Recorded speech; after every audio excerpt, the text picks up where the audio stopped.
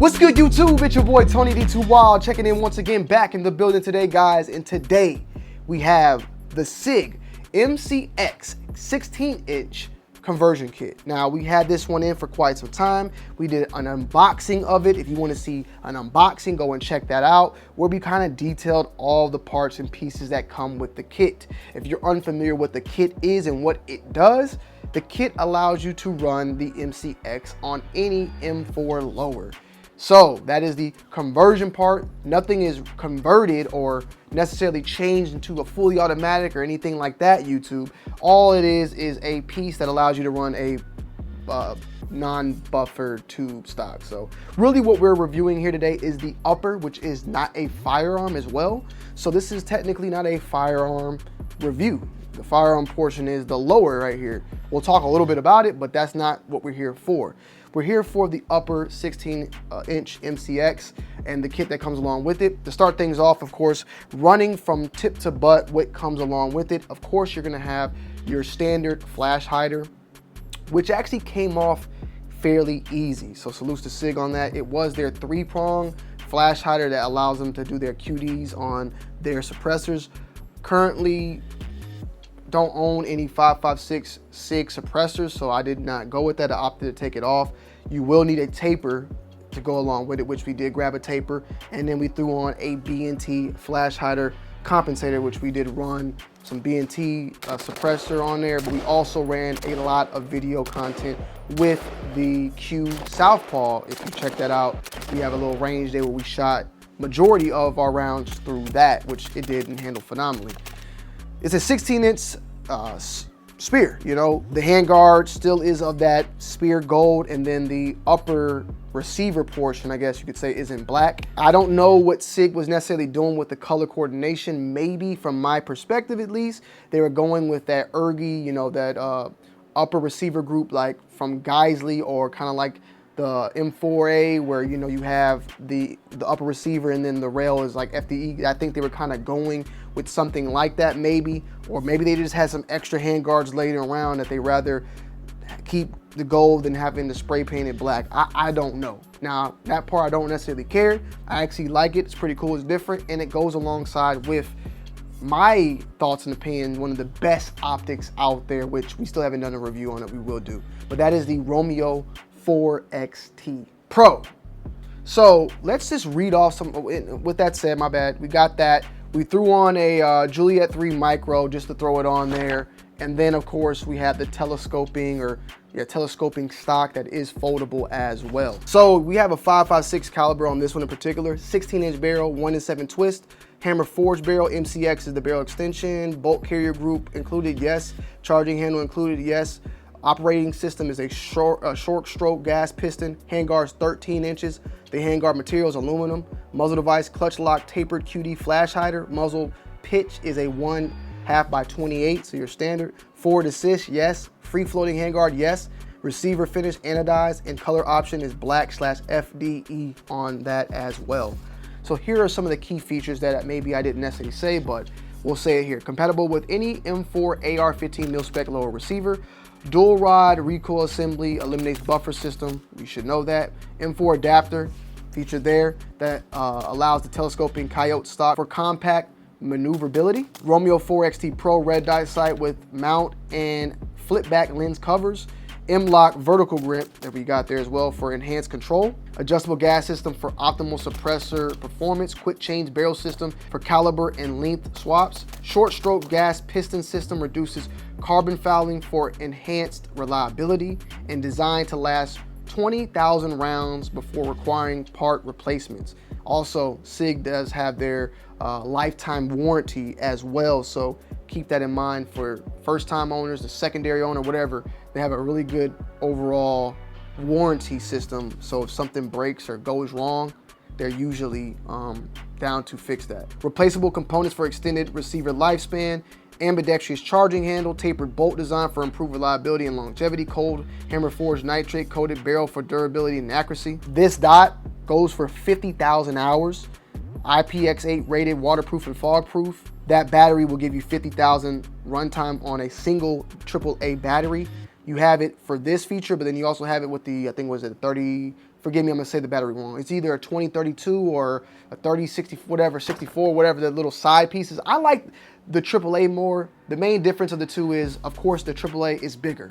So do you want more of a compact, or do you not mind that little battery? I think I like the AAA more because the AAA battery is widely available compared to those little small guys. Yes, I could buy both of them, but I got AAAs lying around. If I accidentally forget, I might got one sitting in the remote somewhere. I could just go throw it in there and I'm good to go. So I like that a little bit more. So yeah, out the gate, shot phenomenally. Didn't have any hiccups or any issues whatsoever. We're running this on a SIG M400. So this is my SIG tread, my very first AR-15 ever. We're running it on this lower.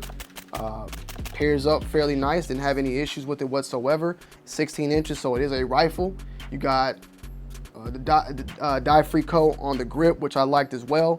And we ran it suppressed, we ran it unsuppressed.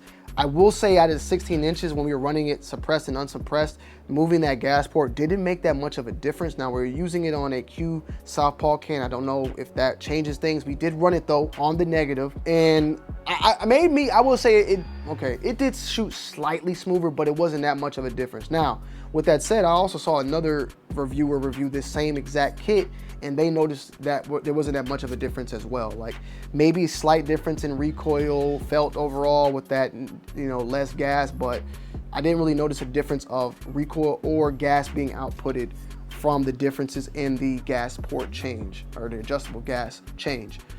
Extremely accurate. For the most part, extremely light. One thing though about SIG MCXs, that's why I just picked it up to feel it myself again. They're kind of front heavy. The spear, the big boy spear right there, the majority of the weight is felt like right here, and that has a lot to do with the piston system itself. You don't have the gun stretched out from here to here. It's all like here to there. So there's no weight back here to help balance it out. But at the same time, it's not an extremely heavy weapon either, with that said. But it is something noticeable. I think it's more so not about the weight. It's just hopefully I'm saying it right, the dispersion of the weight and how it's balanced out. And that is one of the things that I think is I would say not wrong, but one of my issues with the SIG spear compared to like shooting like a SCAR or something. Like even the SCAR, though it's kind of built off of, the buffer setup, it just feels heavier.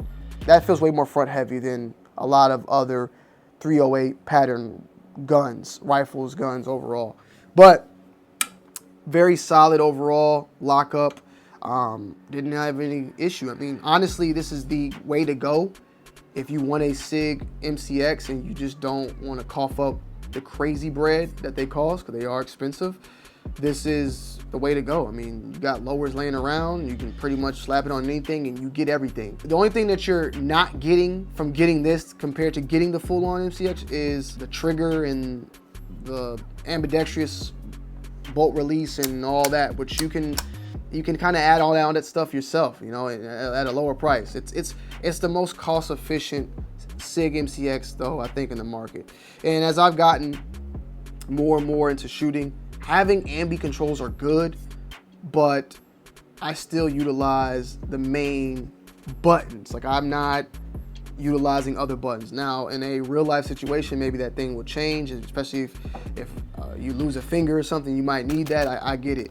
But, Magpul, all these other brands sell ambidextrous on the safety, ambidextrous on the bolt release and the mag release. So you can really swap all those things out if it's such a big thing, and you still will come out paying less than buying the full-on spear. Now, I own the 11.5.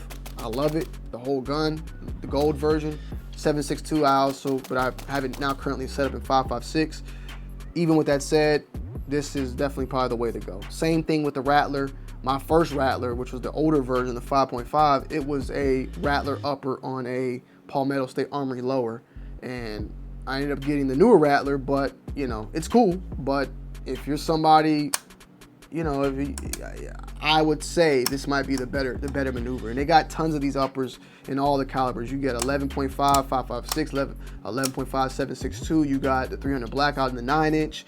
You got the Rattler now. I think they sell the uppers for those. So you it's kind of the way to go. But if you got to be, you know, extra like me sometime and go overkill, I understand both sides of the story. You feel me? So I think though this is a solid setup.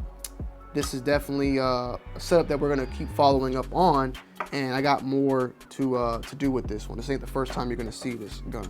The Royal Marines just picked up the SIG MCX as well. I think in the shorter configuration, like the 11.5, but this gun is now being put in the hands of the Royal Marines, and it's been put in the hands of a lot of law enforcement and other military agencies out there. So it's well-versed gun overall, and yeah, I like it a lot.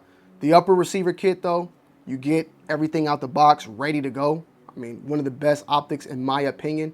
This, y'all gonna hate me, it's okay, I'll accept the hate. But I had some talks with some friends, salutes to Ed, Grills and the Miss. He even said it, like, this is on par, the 4XT is kind of like on par with me, like of an aim point. Like the aim point, and even Google it. Just Google a Romeo 4XT Pro aim point T2. These two go head and head. And there's, one's been around and been battle proven for years on years, but this bad boy right here is definitely a slept on optic. Of course you got the Romeo 5, which is like one of the best, if not the best budget red dot.